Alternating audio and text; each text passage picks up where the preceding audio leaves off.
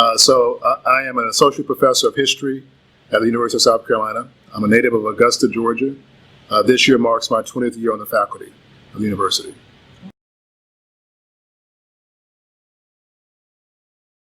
So I'm a teacher and a researcher. I do a great deal of work now in public history. Part of my job is to help to build bridges with communities and to assist communities in telling and documenting their story. And I do that work in collaboration with both undergraduates and graduate students. 5 years ago, we worked on a project helping to document the history of Booker T. Washington High School and develop an exhibit about that. I also developed a new project called Columbia SC63, which is a collaboration with the City of Columbia. And that project was to help to document the history of civil rights in Columbia and the surrounding areas, and that's ongoing. And then in 2017, we started a project called the Center for Civil Rights History and Research, which is housed in the Ernest F. Hollings Library. And that project's goal is to help to document and to showcase the history of civil rights in South Carolina and to build collections around civil rights history in the state.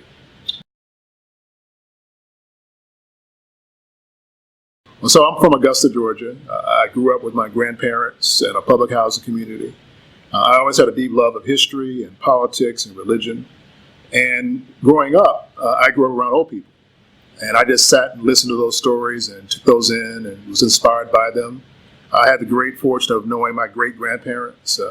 My great-grandfather, who was born in 1897, his name was Smart Williams. And Granddaddy would sit on the porch and tell stories. And as a little kid, I listened and listened intently.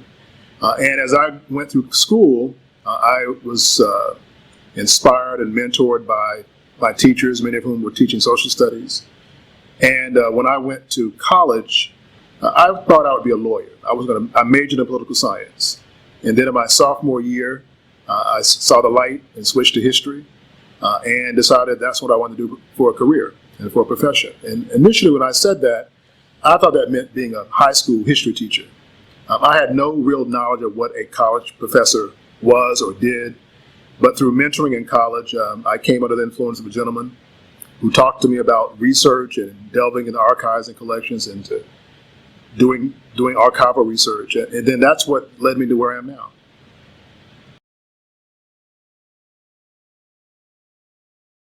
So since I've been on the campus, I've done a number of projects doing local history. So we've done work on Booker T. Washington High School. We've done work on the old Ward 1 community near the USC Coliseum. Done work on Arsenal Hill and other areas of the city. But this is different. This project was a quite ambitious undertaking where we sought to consult our own collection. So we examined about 50 different collections of photographs, of newspapers, of footage, of letters and diaries. And what we decided to do was to showcase the evolution of civil rights in South Carolina.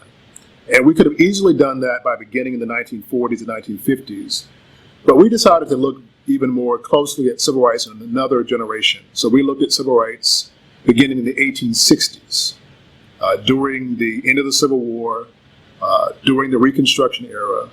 We look at the footprint that was laid in those early years and that people sought to build upon. And so what you see in the exhibit, you will see some familiar names and faces, but largely things are not well documented or they've not been well researched. And these are the major individuals, organizations, events in South Carolina that gave way to the civil rights movement. So we look at issues of education, we look at issues of poverty, we look at issues of voting, and all that is in this exhibit that has been on display since February and will be on display until August 2nd of this year.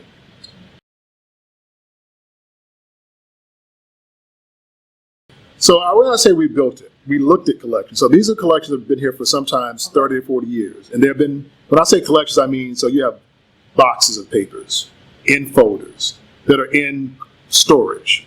And that's where they stay, unless a journalist or a professor or a student comes to seek them out. And for so long, they've been simply in storage. So what we wanted to do was to put on display, to showcase to the public what you could find in these boxes. And so we went through the process of going through about 50 different collections, going folder by folder, looking at what might be most interesting to the public.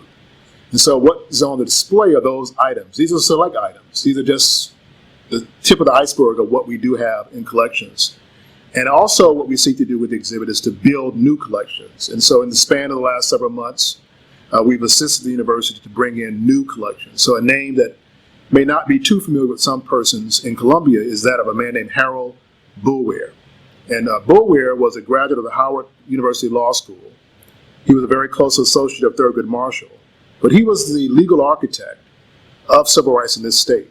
And for a long time, his story, his name, had been merely a footnote. But recently, a collection of his papers have come in. And these papers showcase all of his legal work. It has correspondence with Thurgood Marshall and the NAACP. It has correspondence with notable people like Jackie Robinson and others. And now we're able to tell a different perspective about civil rights using his voice and his perspective.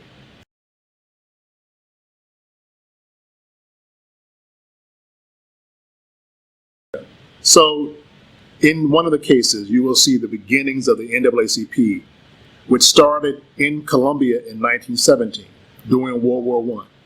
Well, one of the founders of the Columbia branch of the NAACP was an enterprising young tailor who later develops a gas station, who later develops a major funeral home, whose name was I.S. Levy.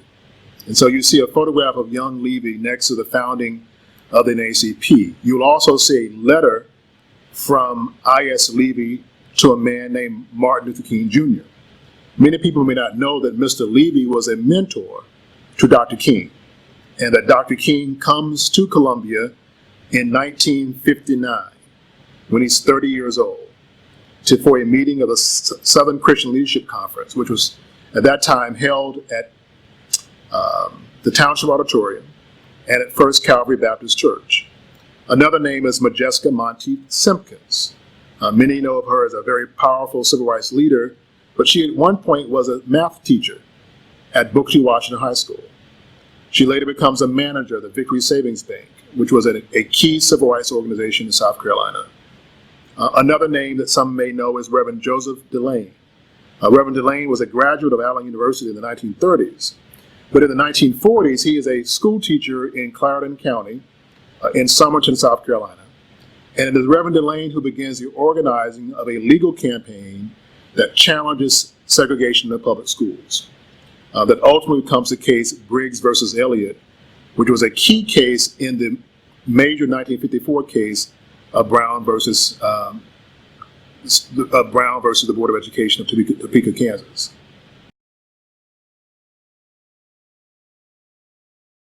There are two that stand out.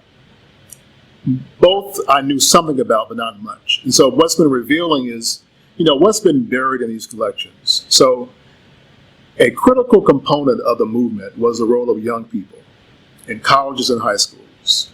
Allen University, Benedict College, South Carolina State, Claflin, Voorhees, all played a role in the movement.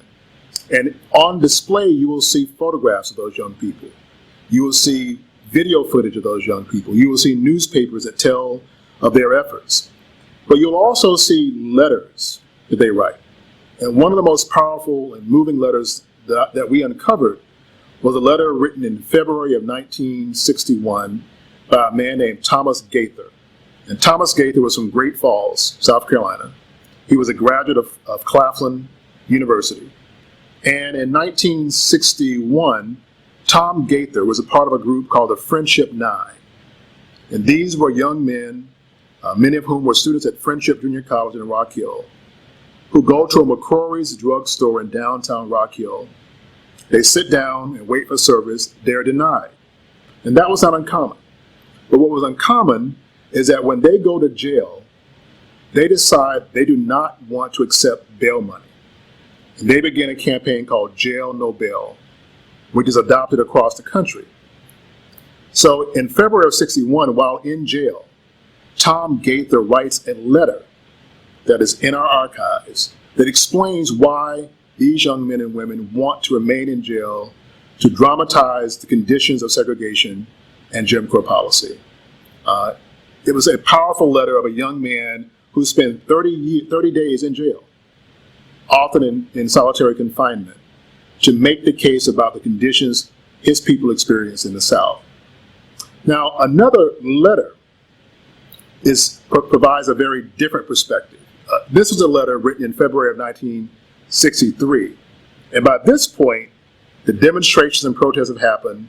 Some lunch counters and movie theaters are beginning to desegregate. And that leads to a great deal of fear and anxiety among white citizens. And so a young man who owned a sandwich shop on Main Street was adamant that integration was wrong and that segregation should remain the law of the land.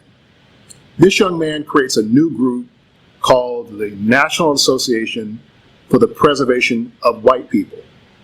And the symbol of this organization is the Confederate flag.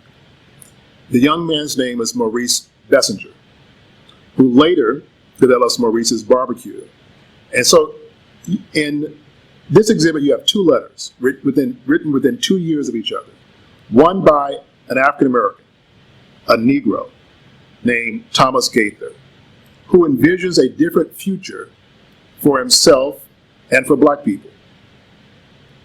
At the same time, you have a letter by another young man named Maurice Bessinger, who makes it very clear that he and his supporters will mount whatever opposition necessary to make sure that the status quo remains the same. So part of the goal of the exhibit is to really showcase these largely unknown figures who helped to shape a movement. But at the same time, when you come to this exhibit, you will see images of the Klan. You will see letters by the White Citizens Council, and you will see the opposition that people like Maurice Bessinger presented to these young men and women who dared to believe things could be different in South Carolina and also in the nation.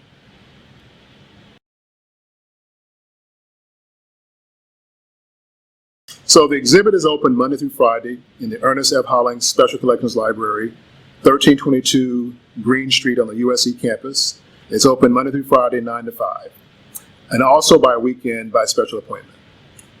Professor Donald, thank you. My pleasure, thank you.